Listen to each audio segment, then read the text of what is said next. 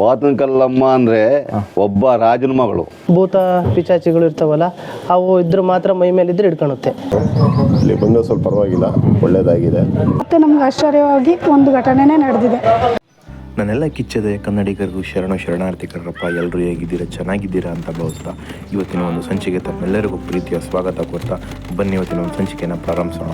ಸ್ನೇಹಿತರೆ, ನಾವಿವತ್ತು ಎಲ್ಲಿ ಹೋಗ್ತಾ ಇದ್ದೀವಿ ಅಂತ ತಿಳ್ಕೊಳ್ಳೋದಕ್ಕಿಂತ ಮುಂಚೆ ಯಾರ್ಯಾರು ನಾನು ಯೂಟ್ಯೂಬ್ ಚಾನಲ್ನ ಪ್ರಥಮ ಬಾರಿಗೆ ವೀಕ್ಷಿಸ್ತಾ ಇದ್ದೀರಾ, ದಯವಿಟ್ಟು ಎಲ್ಲರೂ ಕೂಡ ಸಬ್ಸ್ಕ್ರೈಬ್ ಮಾಡಿ, ನನ್ನ ಚಾನಲಲ್ಲಿ ಕಾಣ್ತಿರೋ ಬೆಲ್ ಬಟನ್ನ ಕ್ಲಿಕ್ ಮಾಡಿ ಅಂತ ಹೇಳ್ತಾ, ಸ್ನೇಹಿತರೆ ನಾವಿವತ್ತು ಎಲ್ಲಿ ಹೋಗ್ತಾ ಇದ್ದೀವಿ ಅಂತಂದರೆ ಅರಸೀಕೆರೆ ತಾಲೂಕಿನ ಜವಗಲ್ ಹೋಬಳಿ ವ್ಯಾಪ್ತಿಯಲ್ಲಿ ಬರುವಂತಹ ಶ್ರೀ ವಾತನಕಲ್ಲಮ್ಮ ದೇವಿಯವರ ದೇವಸ್ಥಾನಕ್ಕೆ ಹೋಗ್ತಾ ಇದ್ದೀವಿ. ನಾವೇನು ಹೋಗ್ತಾ ಇದ್ದೀವಿ, ಕ್ಷೇತ್ರ ಇದು ಸಾಮಾನ್ಯವಾದ ಕ್ಷೇತ್ರ ಅಲ್ಲ, ತುಂಬ ಅಪರೂಪವಾದ ಒಂಥರ ವಿಶೇಷವಾದ ಶಕ್ತಿ ಇರುವಂಥ ಕ್ಷೇತ್ರ ಇದು. ಅಮ್ಮನ ಒಂದು ದೂರದೃಷ್ಟಿ ಯಾವ ರೀತಿ ಇದೆ ಅಂತಂದರೆ ನೆರೆ ರಾಜ್ಯಗಳಿಂದಲೂ ಕೂಡ ಇಲ್ಲಿ ಬಂದಿರುವ ಭಕ್ತಾದಿಗಳಿಗೆ ಉದಾಹರಣೆ ಇದೆ. ಬನ್ನಿ ಇಲ್ಲಿ ಅಮ್ಮ ಯಾವ ರೀತಿ ಬಂದು ನೆಲೆಗೊಂಡ್ಲು, ಅಮ್ಮನ ಒಂದು ಇತಿಹಾಸ ಏನು, ಅಮ್ಮನ ಒಂದು ಪವಾಡಗಳು ಏನೇನು ನಡೀತಾ ಇದ್ದಾರೆ, ಈಗಲೂ ಏನು ಗೋಚರಿಸ್ತಿದೆ ಅಲ್ಲಿ, ಹುಣಸೆ ಮರದ ಒಂದು ವಿಶೇಷತೆ ಏನು, ಎಲ್ಲದನ್ನೂ ತಿಳ್ಕೊಂಬರೋಣ.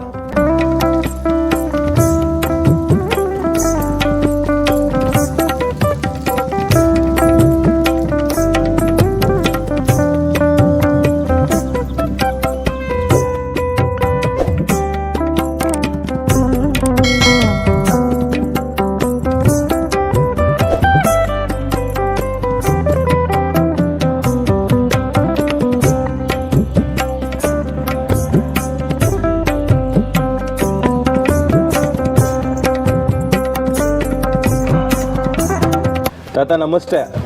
ನಿಮ್ಮ ಹೆಸರು? ರಾಮಯ್ಯ. ನಿಮ್ಮ ಮೂಲತಃ ಯಾವ ಊರು? ನಮ್ಮದು ಕುರದಲ್ಲಿ. ಅವ್ರದ್ದು ವಾತನಕಲ್ಲಮ್ಮ ಅಂತ ಅಂತಾರಲ್ಲ, ಆ ಅಮ್ಮನ ಇತಿಹಾಸ ನಿಮಗೇನು ಗೊತ್ತ ಹೇಳ್ತೀರಾ? ಹೇಳ್ತೀವಿ. ಹೇಳಿ. ಅದು ವಾತನಕಲ್ಲಮ್ಮ ಅಂದರೆ ಒಬ್ಬ ರಾಜನ ಮಗಳು. ರಾಜನ ಮಗಳಾದರೆ ರಾಜನ ಹೆಂಡತಿ ಬಿಮ್ಮನ್ಸಿ ಆದ್ಲು. ಬಿಮ್ಮನ್ಸಿ ಆದರೆ ಏನಪ್ಪ ಅಂದರೆ ಹಿಂದೆ ಎಲ್ಲೂ ಅಂತ ಇದು ಎಂಥದ್ದು ನಮ್ಮ ಮಾಗಳಿ ಬೇರು ಇವೆರಡು ಗುಡ್ಡದಾಗ ಅಂತಿರೋದು. ಬಸ್ಲೆಕಲ್ಲು ದೇಶಾಣಿ ಗುಡ್ಡದಾಗ ಎರಡರಾಗ ಇರೋದು. ಆವಾಗ ಹುಡ್ಕೊಂಬಂದರು. ಹುಡ್ಕೊಂಬಂದಾಗ ರಾಜ ಹುಡ್ಕೊಂಬಂದಾಗ ಮಗಳನ್ನೂ ಜೊತೆಲೇ ಕರ್ಕೊಂಬಂದ. ಅವಾಗ ಏನಾಯ್ತು, ಇಲ್ಲಿದ್ದರೂ ಶರಣರೆಲ್ಲ ಬಿಟ್ಕೊಡ್ನಲ್ಲ, ಇಲ್ಲ ನಾವು ಕೊಡಲ್ಲ, ಮಗಳು ಬೇರೆ, ನಿನ್ನ ಮಗಳು ಕೊಟ್ಟರೆ ನೋಡಪ್ಪ ಬಿಟ್ಟು ಹೋದ್ರೆ ಇಲ್ಲಿ ನಾವು ಮಗಳು ಬೇರೆ ಕೊಡ್ತೀವಿ ಅಂತಂದ್ರೆ. ಈ ಗುಡ್ಡದಲ್ಲಿ ಶರಣರುಗಳಿದ್ರಾ? ಇಲ್ಲಿರೋದು ದೇಶಾಣಿ ಗುಡ್ಡದಾಗ ಶರಣರು. ಕೋಟ್ಲಿಂಗು ಅಂತಾರೆ ಅದ. ಅವರು ಇಲ್ಲೆಲ್ಲ ಶರಣರು ಸೇವೆ ಮಾಡ್ಕೊಂಡಿರಕ್ಕೆ ಬಿಟ್ಟು ಹೋದರೆ ನಾವು ಕೊಡ್ತೀವಿ, ಅದ್ರ ಕೊಡಲ್ಲ ಅಂತ ಅಂದರು. ಆವಾಗ ಏನು ಮಾಡಿದ್ರು, ಇನ್ನು ವಿಧಿ ಇಲ್ಲ, ಬಿಮ್ಮನ್ಸಿ ಬಗ್ಸಿದ್ದಾಳೆ. ಅವಾಗ ಮಗಳು ಇನ್ನು ಅವ್ರ ಪಾದ ಸೇವೆ ಬಿಟ್ಟು ನಾಗಲಿ ಬೇರೆ ಕಿತ್ಕೊಂಡು ಹೋದರು.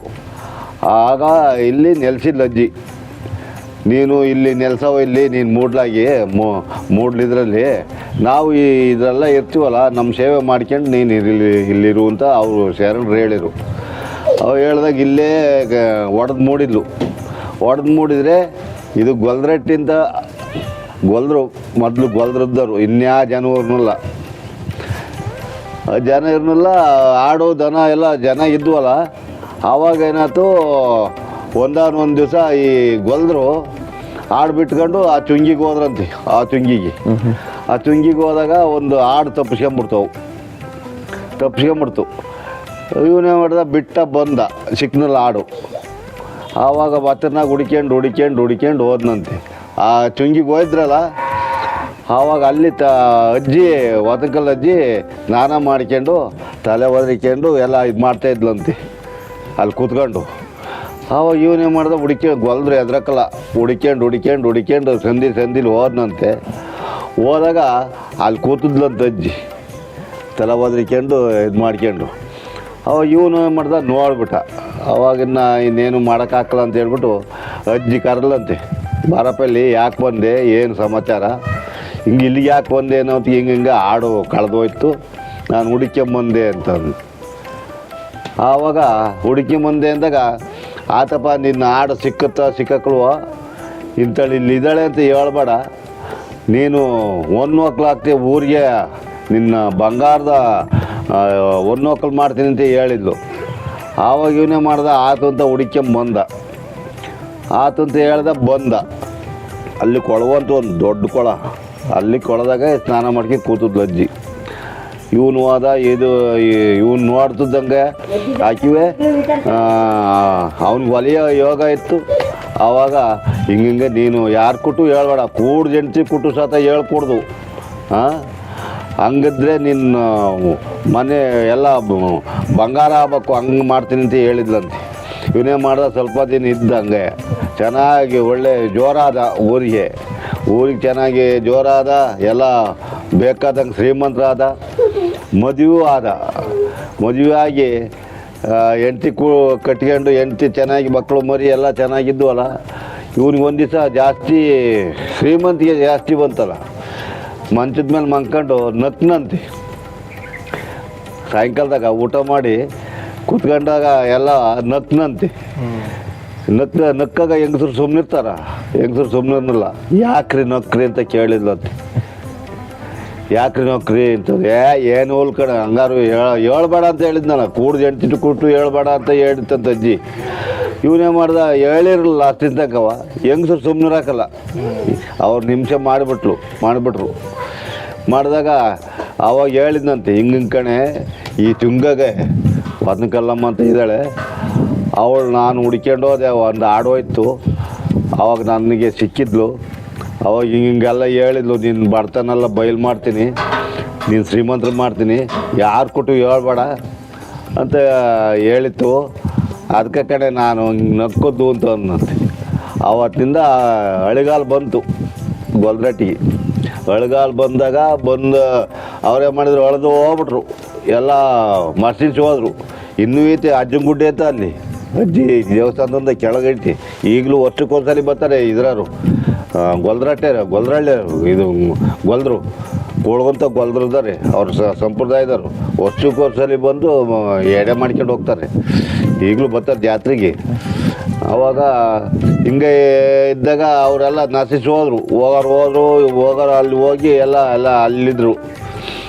ಆದಮೇಲೆ ಈ ಅಜ್ಜಿ ಇಲ್ಲಿ ಒಡೆದು ಮುಡಿದಾಗ ಇನ್ನು ಪೂಜೆ ಮಾಡ್ಬೇಕಲ್ಲ. ಈಗ ನಮ್ಮ ಅಜ್ಜರು 4-5ನೇ ತಲೆಯಲ್ಲಿ ದ್ಯಾವಾಜ್ಯ ಅಂತ, ಆ ವಾಜ್ಯನ ತಲೆಯಲ್ಲಿ ಹಿಂದ್ಗಡೆ ಆಚೆ ಬರ್ಬೇಕಂತೆ ಪೂಜೆಗೆ. ಮುಂದೆ ಬರೋಂಗಿಲ್ಲ, ಮುಂದೆಲ್ಲ ಕಲ್ಲು ಅಂತೆ. ಹಿಂಗೆ ಕಲ್ಲು, ಈ ಕಲ್ಲು ತುಗ್ಲಿ ಮರ ಇಳಿದು ಕೆಳಕ್ಕೆ ಬಂದು ಪೂಜೆ ಮಾಡ್ಬೇಕಂತೆ. ಅಲ್ಲಿ ಒಡೆದು ಮುಡಿದ್ಲಂತೆ. ಆವಾಗ ಒಡೆದು ಮುಡಿದಾಗ ಪೂಜೆ ಮಾಡ್ಕೊಂಡಿರ್ತಲ್ವೇ ಮತ್ತೆ ಒಂದು ವಾತ ಮರಿ ಆಗ್ತಂತೆ. ಈ ವಾತನ ಕಲ್ಲಮ್ಮ ಅನ್ನೋದಕ್ಕೆ ಆಕೆ ಹೆಸರು ಕಾಲಭೈರವಿ ಅಂತ. ಕಾಲಭೈರವಿ ಅಂತ ಅಜ್ಜಿ ಹೆಸರು. ಇನ್ನು ಆಕೆಗೆ ಹೆಸರು ಆಗ್ಬೇಕಲ್ಲ, ಕಾಲಭೈರವಿ ಅನ್ನೋದು ಬಿಟ್ಟು ಕರೀನಲ್ಲ. ಈ ವಾತ್ ಮರಿ ಅಲ್ಲಿ ಆಗ್ತಂತೆ. ಅಜ್ಜಿಗೆ ಈತಲ್ಲ, ಅಲ್ಲಿಂದ ಹಾಕಿದ್ದು ಅಲ್ಲಿ ಚಾಮಕಲ್ಲು ಅಂತ ಐತೆ ನೋಡು, ಕೆಳಗಡೆ ತೇರು ಎಳಿತಾರಲ್ಲ, ಆ ಗುತ್ತಿ ಹಂಗೆ ಕಾಣಕ್ಕಲ್ವ, ಆ ಗುತ್ತಿಲಿ ಕಲ್ಲು ಮೇಲೆ ನೋಡು. ಈಗಲೂ ಅದು ವಾತ್ ಮರಿ ಗಂಜು ಇದಂಗೆ ಕಾಣುತ್ತೆ ಮ್ಯಾಗಳಿಂದ ಆ ಕಲ್ಲು ಮೇಲೆ. ಈಗಲೂ ಅದು ಕಾಣುತ್ತೆ ಬರೆಯಂಗೆ. ಚಾಮಕಲ್ಲು ಅಂತ ಅದಕ್ಕೆ ಅನ್ನೋದು. ಇಲ್ಲಿಂದ ನೆಗದುತ್ತಂತ ಅಲ್ಲಿಗೆ ವಾತ್ ಮರಿ ಹುಟ್ಟುತ್ತಂಗೆ. ಅದಕ್ಕೆ ಆಕೆಗೆ ವಾತನಕಲ್ಲಮ್ಮ ಅಂತ ಹೆಸರು ಇಕ್ಕಿರು. ಆಕೆ ಹೆಸರು ಕಾಲಭೈರವಿ ಅಂತವ.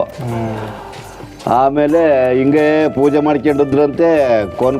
ಕೊನೆಗೆ ಈ ದೇಶಾಣಿ ಎಲ್ಲ ಇದು ಮಾಡಿರಲ್ಲ, ಶರಣರು ಅಕ್ಕಿಗೆಲ್ಲ ಸೌಕರ್ಯ ಕೊಟ್ಟರು. ನೀನು ಇಲ್ಲಿ ನೆಲೆಸು, ನಾವು ಅಲ್ಲಿ ನೆಲೆಸ್ತೀವಿ. ಅಲ್ಲಿ ನಮ್ಮ ಅಜ್ಜನ ಬಾವಿ ಅನ್ನೋದು ಈತ ಅಲ್ಲಿ ದೇಶಾಣಿಲಿ ಈತ ಕಲ್ಬಾವಿ ಐತೆ. ಆ ಕಲ್ಬಾವಿಯಿಂದ ಇತ್ಲ ಮುಂದಕ್ಕೆ ಒಂದು ಮಜ್ಜನ ಬಾವಿ ಅನ್ನೋದು ಐತಿ. ಅದ್ರಾಗೆ ನೀರು ತಗೊಂಡು ಇದಕ್ಕೆ ಹೋಗೋರಂತೆ ಪೂಜೆಗೆ. ಮಡ್ಕಟ್ಟೆ ಅಲ್ಲಿಂದ ಸಿದ್ರು ಅಲ್ಲಿಗೆ ಹೋಗೋರಂತೆ. ಆವಾಗ ಈಕೆ ಮಾಡಿದ್ಲು, ಇಲ್ಲೇ ನೆಲೆಸಿದ್ಲಲ್ಲ, ಈಗೀಗ ಆಹಾರ ಬೇಕಾತಲ್ಲ, ಎಲ್ಲ ಕೂಡ ಕೇಳಲು. ಈಗ ಹಿಂಡು ದೆವ್ವ ಪೀಡೆ ಪಿಚಾಚಿ ಅವನ್ನೆಲ್ಲ ಅವಕ್ಕೆಲ್ಲ ಈಗ ಆಕೆ ತಿನ್ನಕ್ಕೆ ಹೋಗ್ತಾಳೆ. ಅವಕ್ಕೆಲ್ಲ ಬೇಕಲ್ಲ ಆಹಾರ. ಅದಕ್ಕೆ ವಾತನಕಲ್ಲಮ್ಮ ಅಂತ ಆಕೆಗೆ ಮಟನ್ ಮಾಡೋಕ್ಕೆ ಶುರು ಮಾಡಿದ್ರು. ಹಿಂಗೆ ನಡೀತಾ ಇದ್ದದ್ದು. ಇನ್ನು ದೇವಸ್ಥಾನ ಕಟ್ಬೇಕಾದ್ರೆ ಕುಲ್ಡ್ ಗಂಗೇಗೌಡ ಅಂತ, ಈಗ ಸಿದ್ದೇಶಣ್ಣದ ನೋಡು ಗುಡಿಗೌಡ, ಅವ್ರ ಅಜ್ಜ. ಆವಾಗ ಎಲ್ಲ ಬಂಡೆ ಹೊಡೆಸಿ ಅಲ್ಲೇ ಅರೆಕಲ್ಲು ಸುಟ್ಟು ಚಪ್ಪಲಿಗಳೆಲ್ಲ ಏರಿ ಚಪ್ಪಲಿಲೇ ಮನೆ ದೇವಸ್ಥಾನ ಮಾಡಿರಂತೆ. ಆವಾಗ ಈಗ ನಮ್ಮರೇ ಇನ್ಯಾರು ಪೂಜೆ ಮಾಡಿಲ್ಲ, ಅಜ್ಜಿ ಹುಟ್ಟಿದ ತಟ್ಕಿಂತ ನಮ್ಮರೇ ಪೂಜೆ ಮಾಡಿದ್ರು, ನಮ್ಮ ಅಜ್ಜರೇ. ಈಗ ನಮ್ಮ ದ್ಯಾವಜ್ಜ, ರಾಮಜ್ಜ, ಹನುಮಂತ ಅಜ್ಜ, ರಾಮಯ್ಯ, ನಾಗರಾಜ್, ಈಗ 5ನೇ ತಲೆ ನಡೀತೈತಿ ನಮ್ಗೆ, ನಮ್ಮ ನಾಗರಾಜನ ತಲೆಗೆ. ಆವಾಗಿನಿಂದಲೂ ನಾವೇ ಮಾಡ್ಕೊಂಬಂದಿರೋದು, ಯಾರು ಪೂಜೆ ಯಾರು ಮಾಡಿಲ್ಲ. ಆಚಾರ್ಯನವರಿದ್ರು, ಈಗ ಸತ್ತೋದ್ರಲ್ಲ ಕರ್ಗುಂದ, ಇಂಜಿನಿಯರ್ ಕರ್ಕೊಂಬಂದು ತೋರಿಸ್ದಾಗ ಇದು ಹಂಗಾಗಲ್ಲ, ಇದೆಲ್ಲ ಕಿತ್ತಾಕಬೇಕು, ಕಿತ್ತಾಕಿದ್ರೆ ಸಹಿ ಅಲ್ರಿ, ಏನು ಮಾಡೋಕ್ಕಾಗಲ್ಲ. ಅವಾಗ ಅದೇನು ಜ್ಞಾನ ಕೊಟ್ಲ ಅಜ್ಜಿ, ಅವ್ರು ಮಾಡಿರಪ್ಪ, ಹಳ್ಳಿಯವ್ರನ್ನೆಲ್ಲ ಕಟ್ಕೊಂಡು ಎಷ್ಟಾದ್ರು ದುಡ್ಡಾಗಲಿ ನಾನು ಹಾಕ್ತೀನಿ, ನನಗೆ ಹೆಲ್ಪ್ ಮಾಡಿರಿ, ನನಗೆ ಇದು ಮಾಡಿರಿ ಅಂತವ ಅವಾಗ ಕಟ್ಟಿರು. ನಿಮ್ಮ ಕಣ್ಣಿಗೆ ಕಾಣಂಗೆ ಅಮ್ಮನ ಪವಾಡ ಯಾವ ರೀತಿ ನಡೆದಿದೆ ಇಲ್ಲಿ? ಎಲ್ಲ ಚೆನ್ನಾಗೇ ನಡೆದಿದ್ದಪ್ಪ, ಈ ಕಣ್ಣಿಗೆ ಕಾಡಂಗೆ ನಡೆದಿತ್ತು. ನನ್ನ ಇದರಲ್ಲಿ ನಾನೇ ಎಷ್ಟೋ ದೇವ್ಗಳು ಬಿಡಿಸಿದ್ದೀವಿ, ಏನೇನೋ ಮಾಡಿದ್ದೀವಿ. ನಾನು 30 ವರ್ಷ ದೇವ್ರು ಓದ್ತಿದ್ದೀನಿ. ಚಲುವರಾಯ ಸ್ವಾಮಿನ? ಚಲುವರಾಯ ಸ್ವಾಮಿ 30 ವರ್ಷ ಓದ್ತಿರೋದು. ನನ್ನ ಇದರಲ್ಲೂ ಫೀಲ್ಡಲ್ಲೂ ಭಾರಿ ಚೆನ್ನಾಗಿ ನಡೀತು. ದೆವ್ವ, ಪೀಡೆ, ಪಿಶಾಚಿ, ಗ್ರಹಗಳು, ಮನೆ ಕಟ್ಲೆ, ಶಾಂತಿ, ಯಾವ ಪೇಲ ಇಲ್ಲ ಅಂತ ಮಾಡಿದವು. ಅಲ್ಲೊಂದು ಹುಣಸೆ ಮರ ಐತಲ್ಲ, ಅದು ಏನಕ್ಕಿರೋದು? ಅದು ಒಂಥರ ದೇವತಾ ಮರದ್ದಂಗೆ. ಅಲ್ಲಿ ಗ್ರಹ ಸಂಖ್ಯೆ ಹಂಗಾದರೆ ಅಲ್ಲಿಂದ ಕೈಕಾಲು ಹೊಡ್ತ, ಸೊಂಟ ನೋವು ಇವೆಲ್ಲ ಬಂದರೆ, ತಲೆನೋವು, ಜ್ವರ, ಈ ಎದ್ರಿ ಜ್ವರ ತಲೆನೋವು ಬಂದರೆ ಅವೆಲ್ಲ ಅಲ್ಲಿ ಚಿಗಣಿ ತಂಬಿಟ್ಟು ಅಕ್ಕಸ್ತೆ ನೂಲು ಎಲ್ಲ ಮಾಡ್ಕೊಂಡು ಹೋಗ್ಬಿಟ್ಟು ಅಲ್ಲಿ ಪೂಜೆ ಮಾಡಿ 3 ಸಲ ನೀವು ನುಸ್ಬಿಟ್ರೆ ಎಲ್ಲ ಬಿಟ್ಟು ಹೋಗೋದು. ನುಸಿಬೇಕಾರೆ ಮಧ್ಯ ಸಿಗಾಕೊಂಬಿಟ್ಟು ಲಬ ಯಾಕೆ ಬಡ್ಕತಾರೆ? ಏನಾರ ಮೈ ಮೇಲೆ ಇದ್ದರೆ ಅದು ಬಡ್ಕೊಳೋದು, ಅದು ಹೋಗೋಮಟ್ಟ ಬಿಡಕ್ಕಲ್ಲ. ಮೊದ್ಲೆಲ್ಲ ನುಚ್ಚಿರಲ್ಲ, ದಪ್ಪೇನಾರು ನುಚ್ಚಿರು ಹಿಡ್ಕೊಂತಾರಲ್ಲ, ಏನಾರ ಮೈ ಮೇಲೆ ಇದ್ರು ಮಾತ್ರ ಹಿಡ್ಕೊಳೋದು, ಅದ ಮೇಲೆ ಬಿಡೋದು. ಹಿಂಗೆ ನಡ್ಕೊಂಬಂದು ಈಗಲೂ ಹಂಗೆ ಎಲ್ಲ ಚಿಗಣಿ ತಂಬಿಟ್ಟು ಅಕ್ಕಸ್ತೆ ನೂಲು, ಬಾಳೆಹಣ್ಣು ಎಲ್ಲ ಮಾಡ್ಕೊಂಡು ಹೋಗ್ಬಿಟ್ಟು ಅಲ್ಲೆಲ್ಲ ಎಡೆ ಇಕ್ಕಿ ಪೂಜೆ ಮಾಡಿ ಅವನ್ನೆಲ್ಲ ಒಂದು ಕಡೆ ತೀದಿಕ್ಕಿ 3 ಸುತ್ತು ಈಗಲೂ ಮಾಡ್ತಾರೆ. ನೋಡಿದ್ವಲ್ಲ ಸ್ನೇಹಿತರೆ, ಅಮ್ಮನ ಇತಿಹಾಸ ಒಂದು ಕಡೆ ಆದರೆ ಬನ್ನಿ ಇನ್ನು ಅಮ್ಮನ ಪವಾಡಗಳ ಬಗ್ಗೆ ಇನ್ನೊಂದು ಕಡೆ ತಿಳ್ಕೊಳ್ಳೋಣ. ಸರ್ ನಮಸ್ತೆ. ನಮಸ್ತೆ. ತಮ್ಮ ಹೆಸರು? ಬಸವರಾಜ್ ಅಂತ. ಅರ್ಚಕರು. ಇಲ್ಲಿ ಪೂಜೆ ನಮ್ಮ ಮುತ್ತಜ್ಜರ ಕಾಲದಿಂದ ಪೂಜೆ ಮಾಡ್ಕೊಂಡ್ ಬಂದಿದ್ದೀವಿ. ಹೆಚ್ಚು ಕಮ್ಮಿ ಒಂದು 3-4 ತಲೆಮಾರುಗಳಿಂದ ಪೂಜೆ ಮಾಡ್ತಿದ್ದೀವಿ. ನಮ್ಮ ಅಜ್ಜರಿಂದ, ನಮ್ಮ ಅಪ್ಪಾಜರಿಂದ ನಾವು ಮಾಡ್ತಿದ್ದೀವಿ. ಇಲ್ಲಿ ಬಂದಂಥ ಭಕ್ತರಿಗೆ ದೂರದಿಂದ ಬೆಂಗಳೂರು, ಮೈಸೂರು, ದಾವಣಗೆರೆ, ಭದ್ರಾವತಿ ಅಲ್ಲಿಂದ ಎಲ್ಲ ಬರ್ತಾರೆ. ಇಲ್ಲಿ ಬಂದು ಅರಕೆ ಮಾಡ್ಕೊಂಡು ಹೋಗ್ತಾರೆ. ಮಗ್ಗಲ್ಲಿ ಅಪ್ಪಣೆ ಕೇಳ್ತಾರೆ. ಅದು ಬಲಗಡೆ ಎಡಗಡೆ ಅಂತ ಅಪ್ಪಣೆ ಕೇಳ್ತಾರೆ. ಬಲಗಡೆಗಾದರೆ ನಾನಿದ್ದೀನಿ ಅಂತ ಒಪ್ಕೊಂಡು ಖಂಡಿತ ನೆರವೇರುತ್ತೆ. ಬಂದು ಇಲ್ಲಿ ರಾತ್ರಿ ಮನಗ್ತಾರೆ. 9 ದಿವಸ ನೈಟು, 9 ದಿವಸ ಆದ್ಮೇಲೆ ತಡೆ ಹೊಡಿಸ್ಕೊಂಡು ಕಟ್ಲೆ ಮಾಡಿಸ್ಕೊಂಡು ಹೋಗ್ತಾರೆ. ತಾಯ್ತ ಭೂತಾಳೆ ಎಲ್ಲ ಕಟ್ಸ್ಕೊಂಡು ಹೋದ್ರೆ ಅನುಕೂಲ ಆಗುತ್ತೆ. ಇಲ್ಲಿ ಬಂದು ಕೈ ಮುಕ್ಕೊಂಡು ಅಪ್ಪಣೆ ಕೇಳ್ತಾರೆ.